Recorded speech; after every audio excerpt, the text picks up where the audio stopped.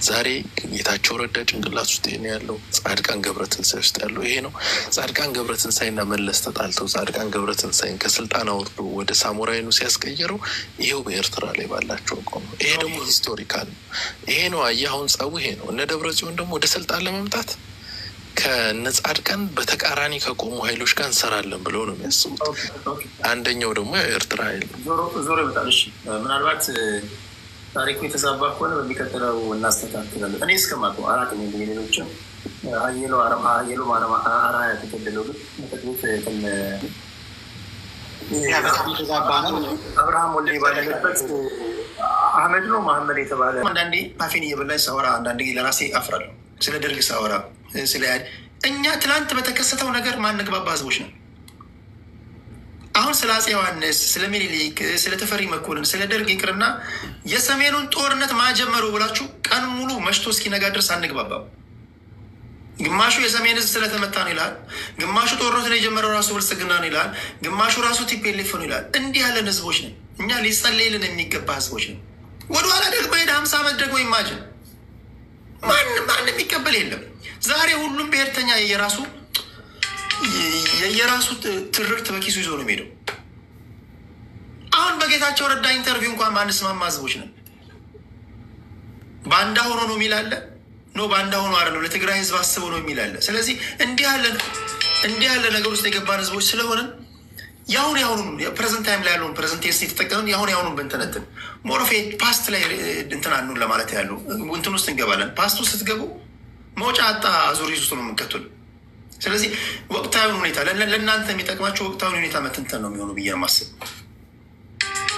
ሁሉም የየራሱ ታሪክ ስላለው ማለት ነው። በዛ አሁን ላይ ሰዎች የምታወሩት ወሬ እንዲገባቸው ማለት ነው። ጌታቸው ረዳ ከመቀሌ መጥቷል። አዲስ አበባ ላይ ጋዜጠኞችን ሰብስበው ለመጨረሻ ጊዜ እንደዚህ ጋዜጣዊ መግለጫ የሰጠው የውጭ ጉዳይ ስለነበረበት ሰዓት ነው። ሳስደምጣችሁ ነበር። ይህንን ትንታኔ እንዴት አያችሁ? አንዳንዱ ጌታቸው ረዳ ባንዳ ሆኗል ይላል። ጌታቸው ረዳ ደግሞ ከፌዴራል መንግስቱ ጋር በትግራይ ህዝብ ጉዳይ ላይ ካልተነጋገርኩኝ ካልመከርኩኝ ከማን ጋር ልነጋገር ነው? እንዴት ባንዳ አሰኘኛል ይላል። አንዳንዱ የደብረጽዮን ገብረ ሚካኤልን ቲፒኤልኤፍ ይደግፋል። አንዳንዱ የጌታቸው ረዳን ቲፒኤልኤፍ ይደግፋል። እናንተ ምን ታዘባችሁ ነው? ይህ ጥያቄ ኦኬ። ተመልሼ እመጣለሁ። አማራ ኪላ ትላለህ። ዳኒ እስራኤል የጌታቸው ረዳን ኢንተርቪው አየህ? አንዴ ሙሉን ሚዩት አደረገው። እያስተጋባብኝ ነው ድምፁ። ወንድም ሙሉ ሚዩት አደረግልኝ። ወንድም ሙሉ እሺ ቴዲ ቴንኪው፣ አመሰግናለሁ ሰጠኝ እድል። እኔ ኢንተርቪውን ሰምቼው ነበር። በዚህ ኢንተርቪው ላይ ፓራዶክስ ነው ያየሁት ቴዲ። እውነት ለመናገር የተረዳሁት ሁለት ነገር አለ። ፓራዶክሱ ምንድን ነው? በቃ እኔ ሙሉ ኢንተርቪው ዘግቼ የሆነ ፖላር ነው በቃ 3 ነጥብ የጠርኩት ማለት ነው። በሞቅታ የምናገረው ነገር ያለው ላይ በጣም ለእኔ ፓራዶክስ ነው። በሞቅታ ነበር የሁሉ ሲያልቅ የነበረው ማለት ነው። እነሱም ሞቅ ብሏቸው በ2 ህብረተሰብ በለው፣ በ3 ህብረተሰብ በለው፣ በ4 ህብረተሰብ በለው በሞቅታ አወራለሁ ሲል አንድ የፖለቲካ ኤሊት የሆነ አመራር በሞቅታ ነበር ለካ አስታገዳደለ የሚል ጥያቄ እንጠይቅ ያደርገኛል። ዛሬን እያየሁት ያለሁት በትግራይ ጉዳይ ላይ በዶክተር ደብረጽዮንም በለው በጌታቸው ረዳ በለው ማን ከኔ የተሻለ አምሶሪ ለቃሉ ማን ለእኔ የተሻለ ለብልጽግና አገልጋይ ይሆናል የሚባል ነው እንጂ ስለ ትግራይ ህዝብ ለመጡበት ህብረተሰብ አይደለም የሚያስቡት። ይሄ የሚል የሚያስብለኝ ምንድን ነው? እነ ደብረጽዮንም ቡድን ስታያቸው ሁሉ ነገር ጠመንጃ ነው የሚሉት፣ ሁሉ ነገር በመሳሪያ ነው የሚሉት። ይህን ስታየው ደግሞ ትናንት ሲኮረኩሙ የነበረው ብልጽግና ትናንት አፈርድሜ ሲያበል የነበረውን ብልጽግና ናና ልክ አስገባልኝ ይለዋል። ጦርነት ሲደረግ እኮ ንጹሐን እኮ ነው የሚያልቁት አይደል እንዴ? ቢያንስ እንኳን ከአማራ ክልል እንኳን የሚደረገውን ጦርነት አያይም እንደ ብልጽግና እዛ ምን እያደረገ እንደሆነ የ2 ዓመቱ እንደ ሾርት ሜሞሪ ነው፣ እንደ ኢትዮጵያን ሾርት ሜሞሪ ነው። ጠቅላይ ሚኒስትሩ አማራ ክልል የሚፈጠረውን እልቂት የሚደረገውን ግድያ አያየውም እንዴ? ያ እልቂት ጎረቤቱ አማራ ክልል የሚደረገውን እሳት ለምን ትግራይ ላይ አምጥተህ እና በቃ ጨፍጭፍልኝ እኮ እያለው እኮ ነው እኮ ወጣ ወደት ለምትለት ህብረተሰብ ቆላ ተንቤን ገብተህ ተንከራትቼለታለሁ ለምትለው ህብረተሰብ ወይ ለዚህ ህብረተሰብ እቆምለታለሁ ለምትለው እንዴት መከላከል ትዘምትበታለህ? ለነገሩን ያልፈርድበትም። ከባዴን ምን ይማር ሰውየው? አሁን እኔ ማየው ከባዴን የተሻለ ሁኔታ እኛ እንገረድ ነው በቃ። ደብረ ጽዮንም ጌታቸው ረዳ ጭንቅላታቸው ያለው እኔ ማይ ኮምፒቴሽን ነው። አብይ እኔ ከሱ የተሻለ እገረድሃለሁ፣ እኔ የተሻለ የምገረደው። ሁለቱም ለብልጽግና ለመገረድ የተዘጋጁ ናቸው። ግን በማን ደም? በገዛ ህብረተሰባቸው ደም። ሁሌ ቴዲ የምታስታውስ ከሆነ አንድ ፖይንት አለ ማለት ሰው ሁሌ በተደጋጋሚ ስጠይቀኝ እንደው ስለ ድርድር ሲነሳ ሁሌ ባነሳውን ነጥብ አለ። ይህ ሁሉ በሺ የሚቆጠሩ በሰሜኑ ጦርነት አልቆ ማን እስር ቤት የገባለ ብዬ ጠይቄያለሁ። ማን የፍትህ ወንበር ላይ ይቆማለ? ማን በፍርድ ቤት የተከሰሳለ ብዬ ሁሌ ያነሳላለሁ። ማንም የለም። ይህ ሁሉ በሺ የሚቆጠሩ ህዝብ አለቁ፣ ከአማራም ከትግሬም ከአፋርም። ሰዎቹ እዛ ወንበራቸው ላይ ያሉት እንኳን ሊጠየቁ ቀርቶ ቴዲ ለነገ ጦርነት ያስቡልናል። አንዱ በዚህ ሻዕቢያ ወጥቶ ደግፎ ይላል፣ አንዱ መከላከያ ይምጣልኝ ይላል። ፓራዶክስ። ትናንት የተናገሩትን ነገር የማይደግሙ። እሺ የጌታቸው ረዳ ላይ ኢንተርቪው ላይ ደግሞ አለኝ እና እንዴት አየው ኢንተርቪው በቃ እንዴት እኔ አልኩ እኮ በቃ የገመገብኩት ኢንተርቪው ምንድን ነው? በቃ እኔ ጌታቸው ረዳ መቼ መሰለህ ማደንቀው፣ መቼ መሰለኝ እውነት እናወራ ከተባባለ ማለት ነው። ጌታቸው ረዳ አሁን እየታገለ ያለው በቃ ለስልጣኑ ነው። ለትግራይ ህዝብ እንዳትለኝ እዚህ ጋር ለስልጣኑና ለስልጣኑ ብቻ፣ ስለ ስልጣኑ ነው የሚያወራው፣ ለስልጣኑ ብቻ። እስኪ ጌታቸው ረዳ እንግዲህ እንደ ፖለቲካ አይደለም እናወራው፣ እንደ እስኪ ከብሔርተኝነት ውጭ እንውጣና እስኪ ጌታቸው ረዳ እስኪ እንደው ለወጣውበት ለሚለው ህብረተሰብ የሚያስብለት ከሆነ ስልጣን አይደለም ያባል። እኔ ሆኔ ስልጣኑን አልፈልገውም፣ እስኪ እናንተ የምትፈልጉት ሳምጡ ብሎ ዲዛይን እስኪ ያደርግ ይጨበጨብለት ነበር። ደብረጽዮን አያደርገው። ዶክተር ደብረጽዮን እነ ደብረጽዮንም ስልጣን ነው የሚፈልጉት። ሁለቱም እኮ እሱን እኮ ነው የምልከው። ሁለቱም የሚጣሉ ቴዲ በትግራይ ህዝብ እየነገሩ አንድ ፖለቲከኛ ስልጣን መፈለጉ ታዲያ ኃጢአተኛ እንዴት ያሰኘዋል?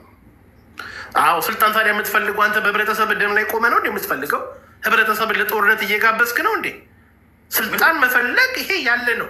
ግን ስልጣን የምትፈልግበት መንገድ በህብረተሰብን እልቂት ውስጥ በሚያስገባው ሁኔታ ወይ እወክለዋለሁ የምትለው ህብረተሰብን ለአደጋ በሚጥልበት መንገድ አይደለም ያንተ ስልጣን የሚስተካከለው። አሁን ደብረጽዮን ጠመንጃ አንስተዋል።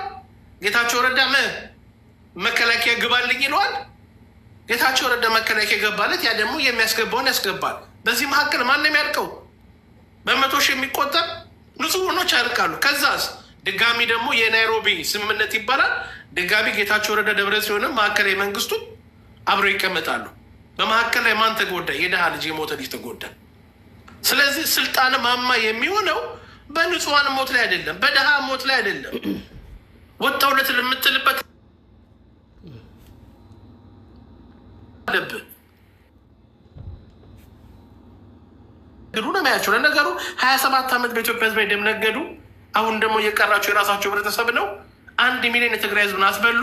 ማንም የጠየቃቸው የለም፣ አልተከሰሱም።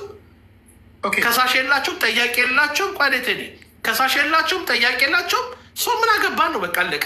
ድጋሚ ህብረተሰቡ ሌላ እልቂት እናምጣው። ድጋሚ ማን ይጠይቀናል? የማን አለብኝነት ነው? እስኪ ጌታቸው ረዳና ደብረጽዮንም ሆነ ይህ አጠቃላይ ቲፒኤልኤፍ የሚባሉ ስብስብ እስኪ ማንቆርቱን ይዘ ዓለም አቀፍ ፍርድ ቤት እስኪ ያልቁ እስኪ በጦር ወንጀል እስኪ እነሱ ብቻ ለምንድን ነው ዓለም አቀፍ የሚቀርቡት?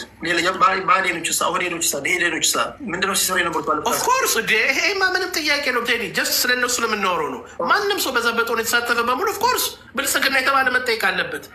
ግን ይሄ ነው ፓራዶክሱ። እዚህ ጋር ቅድም አንድ ነገር ቴዲ የረሳሁት ፕሊዝ እባክህ ልጠቅልለው፣ ብዙ አልፈ ቅድም ጆሲ ባነሳው ጉዳይ ላይ ከአማራ መሬት የተወሰደብን ባለው ነገር ላይ አንድ ነገር ማሰምሮ ነገር አለ ዛሬ ቴዲ ከፈቀድክልኝ 2 ደቂቃ። እኔ ቅድም ጆሲ ያነሳው ነገር ላይ ይሄ የፕሪቶሪያ ስምምነት ይደረግልን ወዘተ የሚለው ነገር እኔ አንድ ነገር እዚህ ጋር ጆሲ ካለ እንድትጦ ፈልጋለሁ። ይህ ነገር ስለ ደግሞ አይደለም የምልህ ኮሎኔል ደመቀ ዞሩ የነገረንም ነግርልህ ምናልባት ካልሰማኸው በፕሪቶሪያ ስምምነት ጉዳይ ላይ ተጠይቅ። ቆይ ሀሳቡን ይጨርሱ። በፕሪቶሪያ አትሊስት ብሔርተኛ ለሌላው ህዝብ በመደማመጥ እርዱን፣ አግዙን። ፖለቲካችሁ ይሆን እናደምጣሉ፣ እርስ በርስ ግን ተደማመጥ። ይህ መውጫ ፕሪቶሪያ ስምምነት ውስጥ የሚከት ፖለቲካም እየሰራ እንደገና አደንቆራችሁንም አይሆንም። ቢያንስ እንደማመጥ። በፕሪቶሪያ ስምምነት በተደረገው እኔ አስምሬ እነግርሃለሁ። ማስምሬ የምነግርህ ነገር ራሱ እኮ እንደመቀሱ ስለተነገረ ነው። ይሄን ነገር ስነግርህ እንድትውጠው ነው። እውነታ ስለሆነ ደፍሮ ስለተናገረው እሱ ማለት ነው። ትክክል ነው አቋሙ። የትኛውም ህብረተሰብ ማንነቱን ባላረጋገጠበት በገዛ መሬታችን ርስታችን ማንነታችን አናረጋግጥም። ነገር ግን የትኛውም የትግራይ ህዝብ እንደ ማንኛውም ኢትዮጵያ ዜጋ መጥቶ የመኖር መብቱ የተጠበቀለት ነው። ኦኬ። የትኛውም ትግራይ ግን የኔ ነው ማለት አይችልም። ቆይ እሱ ሌላ አጀንዳ ነው። ፔሬድ እሱ ሌላ ትኩሳት ነው። እሱ ሌላ አጀንዳ ነው። እሱ ደግሞ ከተነካ እሷ እንደገና እዚህ ልናድር ነው። አሁን በጌታቸው ረዳ ኢንተርቪው ላይ ጋዜጣ የሚቆይና እሱን ደግሞ ቴንኪዩ ሁለተኛ ዙር መለሳለሁ። ቴዲ አመሰግናለሁ ለሰጠኝ ደቂቃ። እሱን እንትን አለ። አማራ ዛሬ ወደ አንተ ልምጣ። የጌታቸው ረዳ ኢንተርቪው እንዴት አየኸው? እንዴት ናችሁ? ሰላም ብያለሁ ሁላችሁንም። አይቼዋለሁ። ታንኪዩ ቴዲ ኢንተርቪውን። የአንድ ቀን መግለጫ እንትን አለው እንጂ የአንድ ቀን ፕሮሰስ አይደለም። የህወሓት መከፈል ረጅም ጊዜ የመጣ እያደገ የመጣ ነገር እንደሆነ ሁላችንም የምንረዳው ነው። ካልኩሌት አድርገው የነበሩት የፕሪቶሪያ ስምምነትን ሲፈራረሙ ከአብይ ጋር የወገኑ ሀይሎች ውጭ አማራውን፣ ሻዕቢያን እና ራሱን ብልጽግናን ከሶስት እነሱ የአማራ የፖለቲካል ኢሊትም ተሳትፏል ብለው ስለሚያስቡ እነዚህን ከሶስት የሚከፍል ስምምነት ነው የተፈራረምን። ስለዚህ ቴክኒካሊ ይሄ ካምፕስ በርሱ ሲገጥም እኛ የፖለቲካ አድቫንቴጅ እንወስዳለን የሚል መርህ ይዘው ነው የፕሪቶሪያ ስምምነትን የተፈራረሙት። ሲፈራረሙ ከፕሪቶሪያ ስምምነት በኋላ ግን ያጋጠማቸው ነገር ተጨማሪ ኤሌመንት፣ ያልተጠበቀ ኤሌመንት የአማራው ናሽናሊስቱ ነው መውጣትና የፋኖ እንቅስቃሴ መፈጠሩ አብይ አህመድ የፕሪቶሪያን ስምምነት ለማስፈጸም እንዲቸግረው አድርጎታል። ሁለተኛ ኮንፍሊክት ኦፍ ኢንትረስት ከኤርትራ ጋር መፈጠሩ የፕሪቶሪያ ስምምነት እንዳይፈጸም ሌላ ተጽዕኖ አድርጓል። ስለዚህ ህወሓት በፕሪቶሪያ ስምምነት በነበረው በእቅዱ መሰረት አልሄድ ሲል የትግራይ ህዝብ በሚሊዮኖች በመቶ ሺዎች ሚሊዮን እንኳ አይደርስም በመቶ ሺዎች ያለቀበት ጦርነት ያለ ውጤት መጠናቀቁ የህዝብ ተጠያቂነት ይዞ ስለመጣ በዛ ጫና ምክንያት ከዚህ በኋላ ትግራይ ውስጥ ወጣቱን አሰባስቦ ወደ ጦርነት ማስገባት የሚቻልበት የፖለቲካ ቅቡልነት የለም። ያንን ቫሊዩ አጣውታል እና መልሶ በትግራይ ውስጥ ተቀባይነት ለማግኘት የአኔክስ የተደረጉ ብሎ የሚያስቧቸውን የራያንና የወልቃይትን መሬት መልሶ ማስመለስ የሚችል የፖለቲካ ኃይል ነው ከዚህ በኋላ በህወሓት ውስጥ በትግራይ ውስጥ ፖለቲካ ውስጥ ተቀባይ ሆኖ መቀጠል የሚችለው። ስለዚህ በሁለት ወገን የቆመ ነው። አንደኛው ወገን በኃይል አስመልሳለሁ የሚለው የነ ደብረጽዮን ያለበት ካምፕ ነው። በኃይል ለማስመለስ ደግሞ አላያንስ ከየትኛውም አካል ጋር ተሰባስቤ የሚሆን ሰርቼ በኃይል አስመልሳለሁ ብሎ የሚያምን አለ። ጌታቸው ረዳ ደግሞ በዲፕሎማሲ የተወሰኑ የኢንተርናሽናል ኮሚኒቲ ድጋፍ አለው፣ የአብይ አህመድ ድጋፍ አለኝ፣ ስለዚህ አብይ አህመድን ተጠቅሜ አስመልሳለሁ የሚል ካምፕ ነው። ስለዚህ በዚህ በሁለቱ እንትን ላይ ፖላራይዝድ የሆኑ ሀይሎች ናቸው። አንደኛው ለመከፈላቸው ሪዝን ይሄ ነው ዋናው ሪዝን ሆኖ የሚመጣው ነገር። ግን ፓርቲው እንደ ካልቸር ከዚህ በፊት በተደጋጋሚ ሲከፈል አይተነዋል። አልፋ ሜል የሚጠይቅ ዝም ብሎ ዲሞክራት ካልቸር የለውም ፓርቲው። ልዩነቶችን የሚያስተናግድበት መንገድ እስከ ዛሬ ድረስ የሆነ በጣም ሲንግል ማን ሊደርሽፕ ወይ ዋን ማን ሊደርሽፕ የሚለውን ነው የሚከተለው። አለው ስራ አስፈጻሚ ኮሚቴ አለው፣ ጉባኤ አለው። ነገር ግን በብዛት ከላይ ወደታች የሚወጡ ሰነዶች ላይ ተወያይቶ ነው ሲወስን የምናየው እንጂ ጉባኤው የስልጣን ባለቤት አድርጎ አልመጣም። እስከዛሬ በነበራቸው አይ ቲንክ አራተኛው ክፍፍል ነው ከጫካ ጀምሮ ከቆጠር ነው።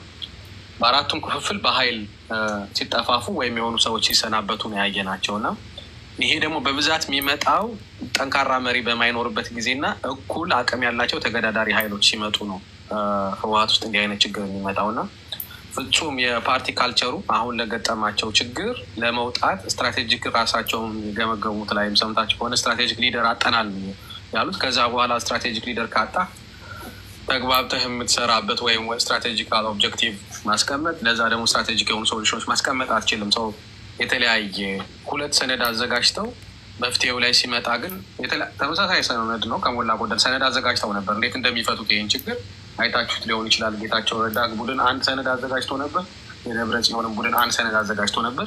መፍትሄው ላይ ሲመጣ ግን በተለያየ መንገድ ነው የሄዱት። ስለዚህ ከዛ የሚጀምር አንዱ ችግር እሱ ነው። ሌላው የዲፕሎማቶች ኢንቮልቭመንት የሀያላን ሀገራት በኤርትራ መንግስት ዙሪያ ባላቸው አቋም ምክንያት በቀደም ጌታቸው ረዳን ሂደው የጎበኙ የ7 ሀገር ልኡካን ታስታውሳላችሁ። አሁን ትግራይ ውስጥ ትንሽ ኮሽ ሲል 25 ሀገራት ነው መግለጫ የሰጡት። በዚህ በምስራቅ አፍሪካ ፖለቲካ ውስጥ ከኤርትራ ጋር አጌንስት የቆሙ ሀያላን ሀገራት የያዙት የፖለቲካ አቋም በተመሳሳይ በህወሓት ውስጥም ገብቷል። ህወሓትም በኤርትራ ጉዳይ ላይ 2 የተለያየ አቋም መያዙም ይሄም የልዩነታቸው ምንጭ ነው። ስለዚህ አሁን ጌታቸው ረዳ ጀስት ኦቨርናይት ተገፍቶ ምናምን የሄደ ሰው ሳይሆን ህወሓት ከፓርቲ ካልቸሩ ከፕሪቶሪያ ስምምነት በኋላ በተፈጠረው ችግር የፋኖ ኤሌመንት መፈጠርና አብይ አህመድ ለማስፈጸም የማይችል ኢንኬፔብል የሆነበት ሁኔታ መፈጠር እንደዚሁም በኤርትራ ሪጂናል ፖለቲክስ ውስጥ ያለው የኢንተርናሽናል ኮሚኒቲ አቋም እነዚህ 3ቱ ፓራሜትሮች ለህወሓት መከፈል እንደ ምንጭ እንደ ዋና ኮዝ መወስዳቸው ናቸው። ምን ሊከሰት ይችላል ለሚለው በሚቀጥለው ዙር አወራለሁ። ፕሊስ በሚቀጥለው ዙር ሲመጣ ቴንክ ዩ ይህን ጉዳይ በተነኩልኝ ደስ ይለኛል። የሚሰጡ መላምቶች አሉ። አንዳንድ እድል ሰጣችሁና ተጨማሪ አንዳንድ እድል ደግመላችኋለሁ ለሁላችሁ የመጨረሻ ማለት ነው። የመጀመሪያው ቲፒኤልኤፎች ሆን ብለው ለታክቲክ ነው የተከፈሉት የተጣሉት የሚሉ አሉ። እንዲሁ በዋዛ የሚታይ ትንታኔ አይደለም። አንዳንዶች ደግሞ ቲፒኤልኤፎች የምርም የሀሳብ ልዩነት አላቸው። የሀሳብ ልዩነታቸው ግን አንደኛው የትግራይ ህዝብ ከገባበት ችግር በዚህ መንገድ ነው ማውጣት ያለብን የሚለው ወገን አለ። አንደኛው ደግሞ የለም የትግራይ ህዝብ በዚህ በኩል ነው ማውጣት ያለብን የሚል ሀሳብ አለ። ሌሎች ደግሞ የለም የትግራይ ህዝብ ወይም ደግሞ የቲፒኤልኤፍ ኃይሎች በሙስና ተጨማልቀዋል። የትግራይ ህዝብ ወደ መረጋጋት ከመጣ በሙስና የተጨማለቁ እነዚህ አምባገነን ሰዎች ሊጋለጡ ነው የሚሉ አሉ። እናንተ ምን ትላላችሁ? ሌላኛው የፌዴራል መንግስቱ ለመግባት ያልፈለገው ለምንድን ነው? ለዚህም የተለያዩ መላምቶችን የሚያስቀምጡ አሉ።